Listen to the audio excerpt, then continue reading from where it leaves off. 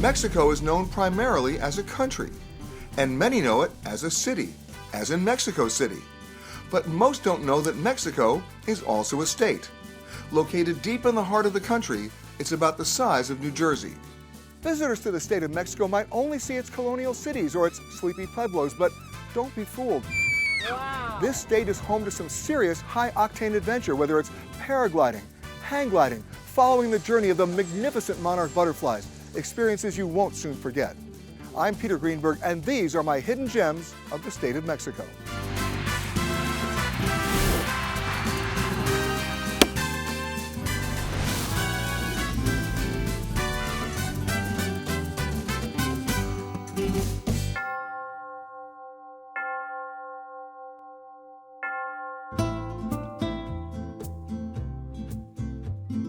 Traveling through the state of Mexico, you'll be sure to find plenty of small colonial towns like Tepoztlan. At first glance, it seems quiet. But as soon as you enter the town square, you'll discover a whole other world. That's because the weekend market is filled with some incredible things you won't see anywhere else. Fortune-telling canaries, bubble-blowing grandmothers, and colorful candy makers. But just a short drive outside of town is another adventure altogether. An aqueduct that the locals called the Arcos de Sitio. Spanning a deep canyon and reaching heights of 200 feet with 4 levels of arches, the Arcos de Sitio is a massive piece of architecture. From end to end, it's made up of 43 arches. Now, it was actually built by the Jesuit priests in the early 18th century to carry water to their school in Tepoztlan. But today, the aqueduct no longer carries water, but it does carry people. So you can follow the trail of the water from the very top of the structure, if you don't mind the heights, of course. But then there's another way to follow the path of the aqueduct. If you're brave or just crazy enough to try, you can zip line across the canyon for a bird's eye view of the Arcos de Sitio and the canyon below. It's longer than 2 football fields, and this isn't your usual canopy tour. Instead, it's the fastest, and some say the best, way to sightsee this monumental aqueduct. When you think about Mexico, a lot of folks think cactus or tequila, maybe even palm trees, but pine forests? Well, that's exactly what you'll find in La Marquesa, a wildlife park in the state of Mexico. La Marquesa is the nickname of Parque Nacional Insurgente Miguel Hidalgo y Costilla, a massive park on the road from Mexico City to Toluca, the capital of the state of Mexico. This forested area is a weekend getaway for locals looking to get away from the city and back into nature. The park is full of trails for hiking and horseback riding. Okay, on the list. If you're looking for something with a little more horsepower, there's another side of La Marquesa. This national park is also the place for adventure travelers and adrenaline junkies. The park has miles of ATV tracks to spin around in. Talking about taking a spin, there's also zorbing, which essentially means launching yourself inside a giant ball. How nuts is that? And what's a trip to Mexico without a friendly game of soccer? La Marquesa is a road stop that's a destination into itself.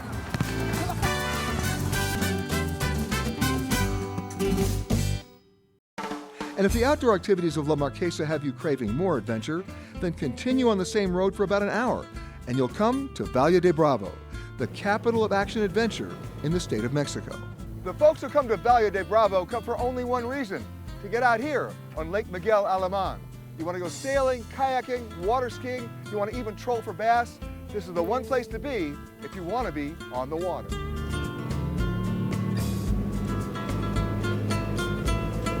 One of the things that might surprise you about this massive lake is that it's entirely man-made. More than 50 years ago, Valle de Bravo was just a farming village on the banks of a river. Then, in 1947, they built a dam, and the lake was formed. Now, it's hard to imagine the city without it. That's because life in Valle de Bravo is centered on the lake and its shores. This is a place where sailing isn't just a hobby, it's a way of life. There are 42 nautical clubs and more than a dozen international sailing events happening year-round. Even the local restaurants are floating on water, so you can easily pull up for a dockside meal. But the real fun is just renting a boat and taking in the scenery of the mountains and the woodlands around the shore. It is on Lake Miguel Alemán where you can really enjoy all that Valle de Bravo has to offer.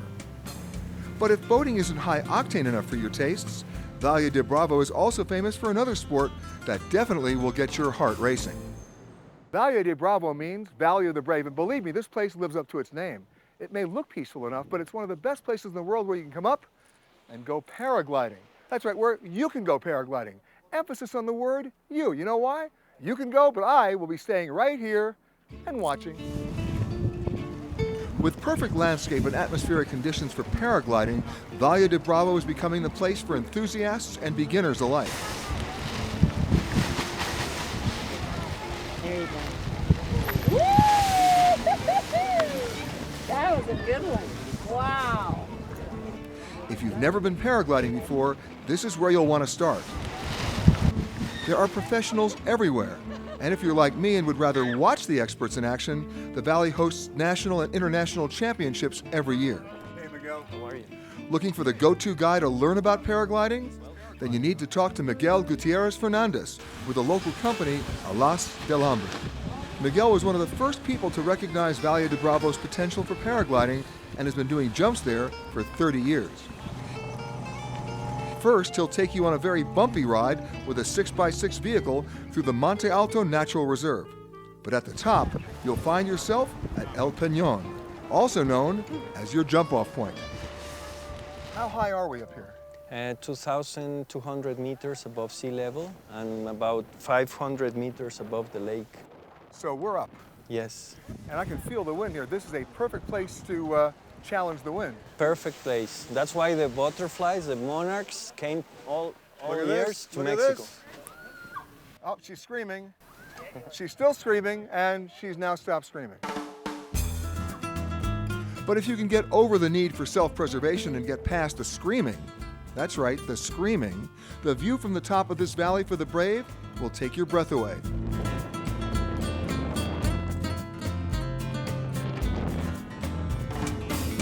So Peter, you want to try? No. Why not? Tengo sanity. Are you married? No, I'm not. I'll tell you what, I won't go, but I'll send my crew down. Is that okay? If it's okay with you, Yeah, it's okay. I don't like them. I'm going to send them. Oh, perfect. You want us to throw it to the lake? Absolutely. Okay, Yeah. we will do it. Okay, repeat after me. Vaya con Dios. Vaya con Dios. Or bye-bye. Peter, I am going to kill.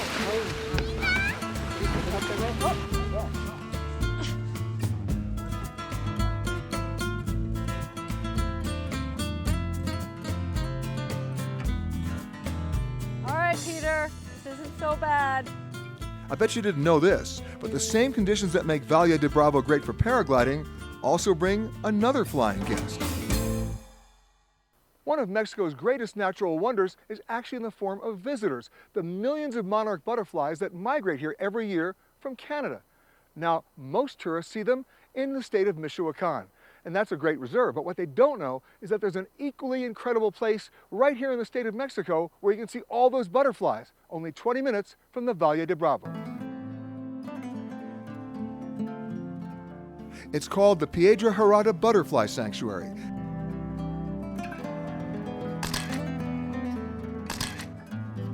Every autumn, millions of monarch butterflies migrate to the reserve, where they stay until the following spring, when their journey begins all over again.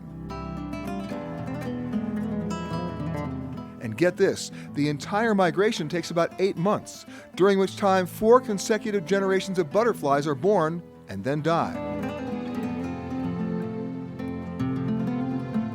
No one knows how the final generation makes it back to the area year after year. And this last generation is what you will see blanketing the trees and branches and swarming overhead.